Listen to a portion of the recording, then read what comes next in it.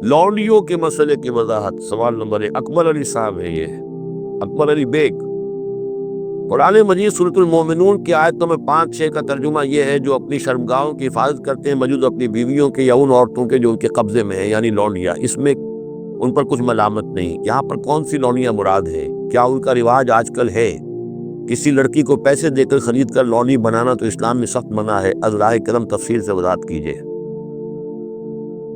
देखिए, इस्लाम में सिर्फ एक नौइयत का गुलाम या लौंडी जायज़ है, और वो है अगर जिहाद फी सबीलिल्लाह हो और उसमें POWs की हैसियत से, जो कि कॉम्बेटेंट जो कि वाक़तन जंग में हिस्सा लेने वाले हैं, मर्द और औरतें, जिनको आजकल POW बना लिया जाता है कि वो जो है प्रिजनर्स ऑफ वॉर, उनको इस्लाम ने इजाज़त दी है कि बजाय इसके कि मुस्तकिल उसमें कंसंट्रेशन कैंप्स में पड़े रहे, वो उसमें उनको इस्लामी माशरे के अंदर जज्ब करने के लिए उनको तकसीम कर दिया जाए लोगों के अंदर। ये है दर हकीकत उसकी गर्ज़ो कायद। और वो भी ऐसा हो सकता है कि कहीं मुबादले के अंदर अगर शक्ल बेहतर बन सकती हो तो उसको भी इजाज़त है।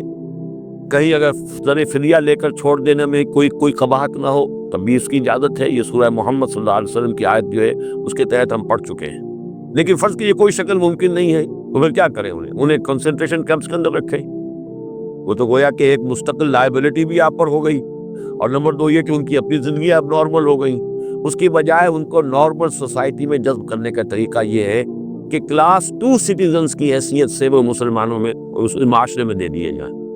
उस तरह की जो ख़वातीन होंगी उनके साथ ताल्लुक जो है जिनसी, वो जायज़ है।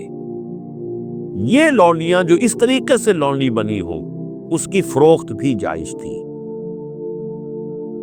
किसी आज़ाद मर्द या औरत को पकड़कर लौंडी या गुलाम बना लेना हराम मुतलक है। यानी जो किया था इन्होंने अमेरिकन्स ने कि अफ्रीका से पकड़ कर लोगों को जो है वो जाल डाला और आदमी को लिया और लेकर ले गए और जंजीरों में जकड़ कर अमेरिका में ले गए और उन्होंने गुलाम बना कर रखा। ये हराम मुतलक है।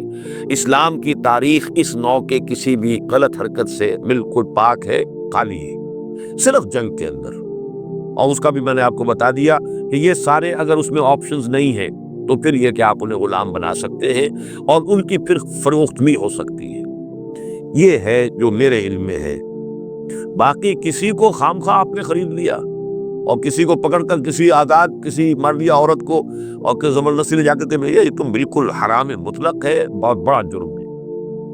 ये ज़िमनी सवाल एक साहब ने कर दिया है कि निकाह उन लौंडियों से भी करना होगा। नहीं, निकाह लाजमी नहीं है लौंडियों के साथ। निकाह तो कर लिया तो फिर तो ज़ौजा हो गई, वो अलग कैटेगरी कहाँ रही। लेकिन तरगीब दी गई है कि अगर आप किसी लौंडी को, अपनी आपकी वो लौंडी थी, वो थी POW के तरीके से आई थी, कनीज थी, आपने उसे आज़ाद किया, उससे निकाह कर लिया, बहुत बड़ा नेकी का काम है। तो इमेंसिपेशन जो थी गुलामों की और कनीज़ों की आज़ादी के लिए रास्ता अल्लाह ताला ने ये पैदा किया कि बहुत से गुनाह ऐसे हैं कि जिनका कफ़ारा ये रख दिया गया, गुलाम आज़ाद करो, गुलाम आज़ाद करो। और किसी तरीके से इसको बहुत बड़ा नेकी का काम करार दिया। फ़क्को रक़बतिन, गर्दनों का छुड़ा देना, आज़ाद कर देना, ये बहुत बड़ी नेकी है। तो इस हवाले से उसका मामला। इसी तरीके से किसी लौंडी के यहाँ से औलाद अगर हो गई तो अब वो उम्मे वलद हो गई, अब वो लौंडी नहीं रही, उम्मे वलद हो गई, उसे फ़रोख्त आप नहीं कर सकते, वो आप ही के यहाँ रहेगी। लेकिन ये कि वो आपका उसका दर्जा जो आम कनीज से वो बढ़ जाता है। ये तफसीली कवानीन है। उसूली सवाल जहाँ तक था उसके हद तक मैंने अर्ज़ कर दिया है कि इस्लाम में ये रास्ता अब भी खुला है, और इसकी हिकमत क्या है इस पर मैं भी बहुत गौर करता रहा। इसलिए कि बज़ाहिर तो आम ख़ास तौर पर आजकल के हालात में ये चीज़ जो है ज़हन इंसान का इसको कबूल नहीं करने को तैयार होता कि इस तरह का मामला भी होना चाहिए।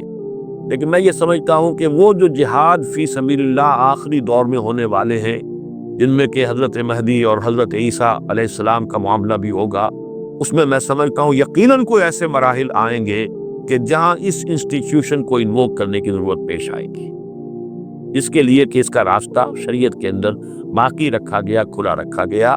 अगरचे उसके बड़ी पाबंदियाँ लगा दी गई। ये भी है कि गुलाम को वही खिलाओ जो खुद खाते हो, वही पहनाओ जो खुद पहनते हो। काम का भी बोझ इस पर इतना ज़्यादा न डालो कि जिसके अब बहुत मुशक्क़त वाला हो जाए। कोई बहुत सख्त काम है तो तुम खुद भी उसके अंदर शरीक हो जाओ उसके साथ। ये सारी चीज़ें हैं, उनके साथ नेक सलूक करना, अच्छा सलूक करना। उसी का नतीजा ये है कि आलम इस्लाम में एक दौर ऐसा आया کہ مشرق و مغرب میں سب سے بڑی حکومتیں جو تھی وہ غلاموں کی تھی. یہ خاندان غلامہ کون تھے جو ہندوستان کے اندر پہلی حکومت بنی اسلامی؟ قطب الدین ایبک کون تھا؟ التتمش کون تھے؟ ملبن کون تھا؟ یہ سب کون؟ سپردگین کون تھے؟ الکتبین کون تھے؟ یہ خود محمود غواری کون تھے؟ محمود غزنوی، یہ سب کے سب غلام تھے. اسی طریقے سے ممالک کی حکومت مصر میں، ہندوستان میں خاندان غلامہ اور ممالک مملوک کی جمع ہے، مملوک غلام کو کہتے ہیں. تو ممالک کی حکومت مصر میں عالم اسلام کی دو عظیم ترین حکومتیں غلاموں کی تھیں. اس لیے کہ غلاموں کو وہ سٹیٹس دیا اسلام نے اتنے اونچے، اور ایسے ایسے غلام جو اتنے بڑے اساتذہ بن گئے کہ شہزادے ان کی جوتیاں سیدھی کرنے کو اپنے لیے فخر سمجھ رہے ہیں، اس لیے کہ عالم دین بن گئے، اتنا بڑا علم انہوں نے حاصل کر لیا. کیا وہ جو شہزادے جو ہیں وہ ان کی خدمت کر رہے ہیں؟ تو اسلام نے اس کے لیے بڑا حکیمانہ انداز اختیار کیا ہے. ایک یہ کہ پہلے ان کو بڑے نیچرل انداز میں معاشرے کے اندر جذب کر دیا جائے، بجائے اس کے کہ اب نارملی وہ کنسنٹریشن کیمپ کے اندر پڑے ہوں اور سڑ رہے ہوں، وہاں پر ان کی زندگی نہ زندوں کی ہے نہ مردوں کی ہے. اس کی بجائے یہ شکل اختیار کر لی گئی، ان کے ساتھ حسن سلوک کی ترغیب دی گئی، ایمنسیپیشن کے راستے کھول دیے گئے. باقی اس انسٹیٹیوشن کو بالکل ختم اس لیے نہیں کیا گیا میرے نزدیک واللہ عالم کہ اس انسٹیٹیوشن کو انووک کرنے کی ضرورت پیش آئے گی آخری دور کی جنگوں میں، واللہ عالم.